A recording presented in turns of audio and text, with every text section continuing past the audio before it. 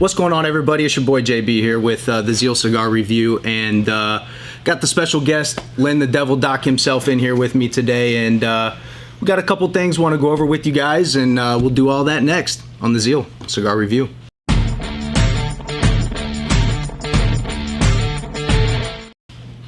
Now, Len, I never wear my hat backwards. I think it looks goofy, but I thought in respect today, I would wear my hat backwards for this. I think that's a great idea. Yeah. I think somebody appreciates it. We got one right here. Oh yeah, that's gonna stay around. That's gonna stay right there. I know a lot of you know me. I've been on a few of these with Bradley, and as most of you, if not all of you, know, that Brad passed away 2 weeks ago today.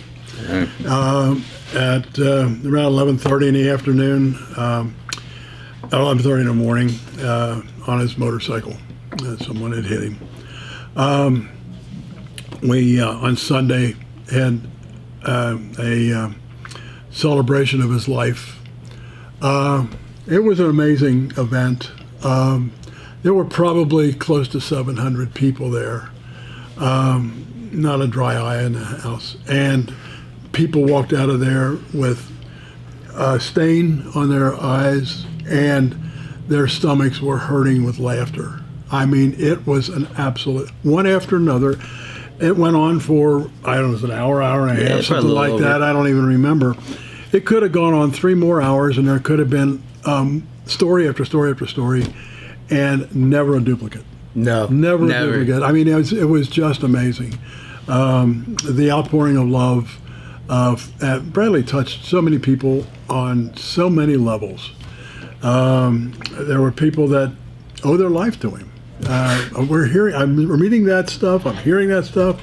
I was reading some of the thank you cards the other day, and it's just it's a wonderful feeling. I mean, the emotions the past couple of weeks between everybody here and and his family and friends of ours has been up and down.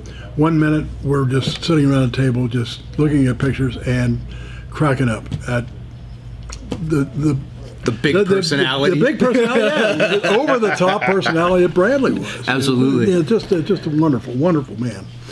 And I'm going to miss him terribly, as we all are, on all different levels. One of the reasons for our video today is I wanted to touch base with you guys and talk about a couple of different things. One, I want to thank you for the support that you have given us, the outpouring, the moral support, and over the years, the support our company has received from you guys. It's just outstanding. We try to provide a top-notch product. Bradley has always, and JB has always been making sure that what went out that door was the best that could possibly go out that door for the price that was being paid. And Carrie was making sure that it was there on time, packaged properly, and just that it was that we kept our promise and that we actually exceeded those promises. That will not change. None of that's going to change. What is going to change is the face of this company right now. We can't duplicate Bradley, nor, if anybody could, would anybody want to. I mean, they broke the mold. Good luck filling them shoes. Ah, yeah. You broke the mold on that guy.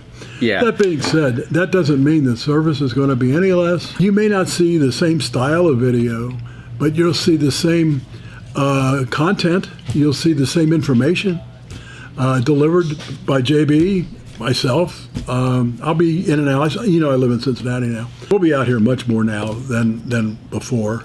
Zeal Cigar is going to continue to prosper. We're strong. We're strong financially.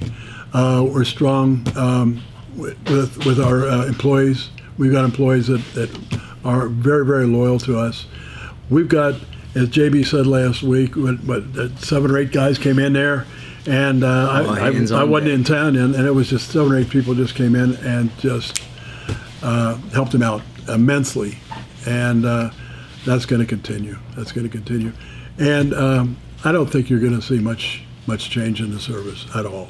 It's going to generally be the same as it has been, with one exception. You're not going to see the big guy anymore. So, with that, I think we should cut, light, and smoke.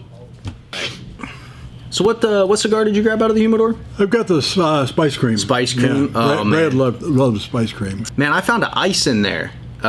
We made these when Brad got all excited about the new Top Gun coming out. Yes. So he wanted to name a whole line of cigars after, I like, remember kind of that. mimicking Yep. after Top Gun. Yeah. He named his dog Goose. Yeah, he did. Yeah. And then Savannah has Maverick. Right. Her dog's name is Maverick. Right. So I saw this ice and I was like, man, that's a perfect cigar to smoke right now, and just talk to me, Goose, you know? I'm going to be doing that a lot, except technically in the relationship he referred to me as Goose, but I kind of referred to myself more of a Maverick than Brad at the time. He's not much of a Maverick compared to if you watch the services from Saturday, you have Diet Coke Brad, and Rum and Coke Brad. That was funny. Funny. You know. Yeah, they had three different pastors talking, and one pastor knew him when, when he was a young man. Yeah, before he became, met Christ, and he was just really wild. And I can guarantee you, he was a wild kid. That was Coke days. And then people that knew him later Coca-Cola. Coca-Cola. I want to be more specific. Yes. Yeah, I'm sorry. I'm the Coke generation. That boy would have been picking up cars and running through walls, bro. He didn't need none of that. He didn't need that. Can you imagine Brad? Oh my No, he'd be lifting the damn house off the foundation. King Kong 3. Then I think it was Diet Coke was Brad's years as a pastor, his years as a pastor. And planting churches, he planted, I think, 3 altogether. 2, okay. I think 2, either 2 in Ohio and 1 out here, or 2 out here and 1 in Ohio. And influenced a lot of young people. And he was a youth pastor out here, too.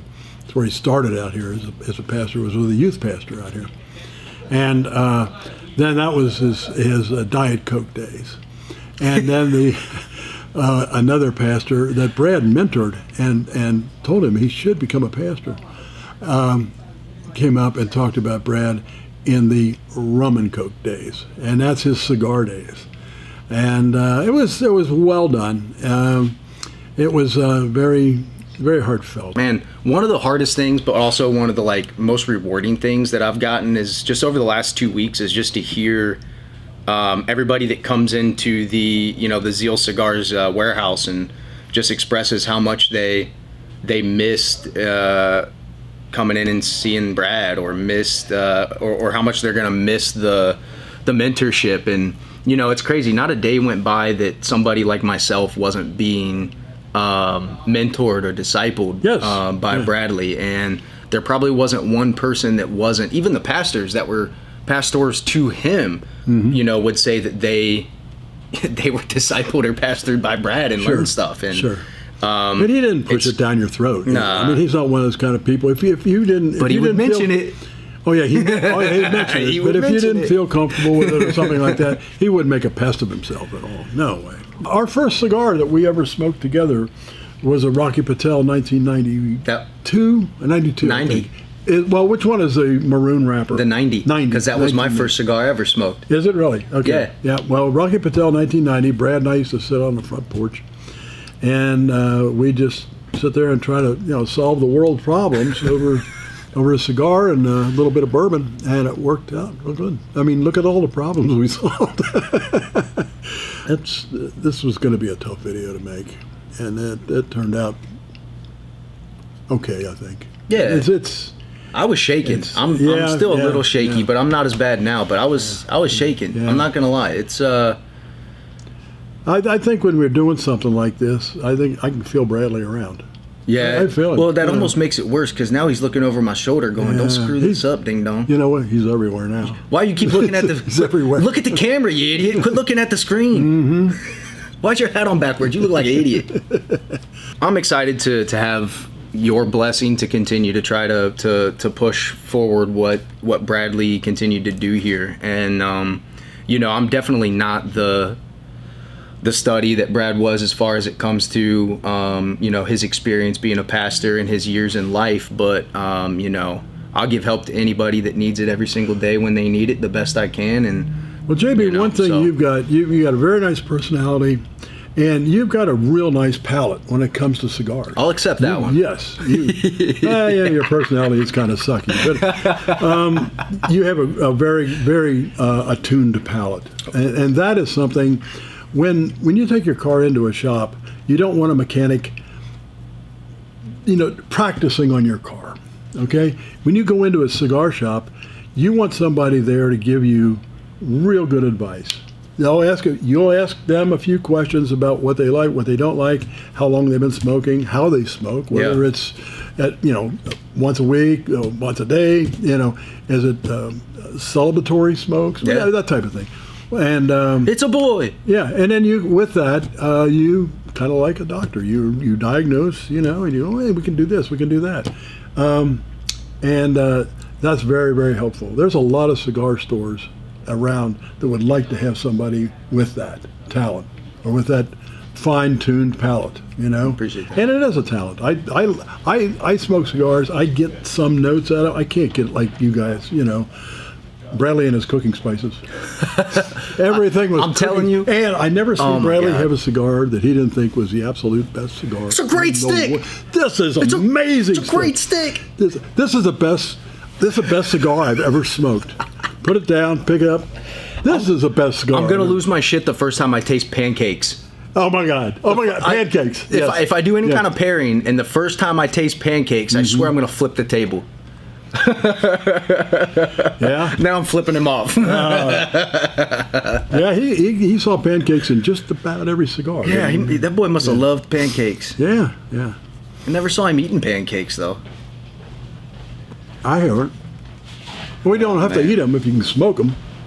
You smoke your pancakes. You don't he eat smoked them. He smoked his pancakes. It was funny. I found this book. It was the first book in his desk. And it was Daily Inspiration and Encouragement for Bikers. It had 365 verses and prayers. And it's got Jesus riding on a motorcycle. So that was probably the last book that Brad was looking at his desk. You said you found that like... It was like the top... The day of or the day after or something like that? Oh, man. Holy crap. I don't know if this is the dude that wrote the book. Let me see. But I didn't know that was written inside. I can't tell. It says, Brad, ride with Jesus. Where is it? Right in the middle. Yeah, you can kind of see it. Yeah, it says... Yeah, right up in there. Yeah, Brad, ride with Jesus. Then, where is it? Where am I pointing? Right there. Yeah. Huh. Well... Ain't that some shit? Yes. It's, I couldn't tell you how eerie and how perfectly set up it almost was. Yeah. Well, it's almost too damn perfect. Not only in his last podcast, I believe it was his last one. He talked about. I hadn't seen that again until they showed it at the service. They just showed little snippets of it. Yeah. But he talked about death. He talked about his own death, and he told JB one time. He said he wanted to go out on his bike. And to not be sad because his heart would be full and he would have a smile on his face. Well, he just found out he was going to be a grandfather a few weeks earlier. Spoiler alert. Yeah. Sorry, Savannah. But, I think everybody knows it now. It's kind of getting out of the bag. The secret thing around here is like something you tell one person at a time. And I think I knew before I was supposed to know, and then she's like, you already told him. Yeah. But he loved to work out. He worked out that morning. He did. Early that morning, he worked out. And he was on his way to Zeal Cigars. As a matter of fact, the accident happened, 800,000 feet down the street? I actually, when somebody came in and showed me the picture of the bike, I actually sprinted down the road by foot and I said, can you watch the shop? And he said, yeah, and I just ran. Yeah. Yeah, it was close enough that I yeah. probably ran. It's not that far. I mean, it's less than an eighth of a mile. It's just, Yeah, I don't know a half a block. The biggest thing is just, first off to say, I'm sorry, to you and to everybody else out there, right? And then the second thing is to say thank you. Well, thank you out there. Without you, we couldn't do this. And we'll keep doing it as long as you keep supporting us with your business and with your prayers. We appreciate that very much. JB, any final things that you'd like to say? Yeah, I think I would, actually. Go ahead. Let me see. Me and Carrie have been talking a lot, and there's a verse I've been running through my head from 2 Timothy chapter 1, verse 14, and it says, by the Holy Spirit who dwells within us, guard the good deposit that is entrusted to you. All of us have a good deposit that has been entrusted to us that was Brad's works. And it's our duty in all of us to guard that good deposit and continue to push it forward. I agree with that. That's the best thing I can say, and that's the best thing I can say is, this community's been entrusted with something that is powerful and bigger than just cigar reviews. And, it's within all of us to continue that message, continue Bradley's love for Jesus and Bradley's love for the brotherhood that these cigars create. Yep. Also, if there's anything that you guys want to share with us, you certainly can, was it info? Info at zealcigars.com. Info at zealcigars.com. We read all that, and good, bad, or otherwise. We'll read them all. And comment below. Yeah, that's always comment easy. below this video. If you want to make fun of me, or JB, better not make fun of the Devil Doc. I actually just make fun of him. That's coming, whether I want it or not, brother. It's coming. We appreciate you staying with us to the end of this. And so, are we out of here like last year, or what? I think so, brother. Peace.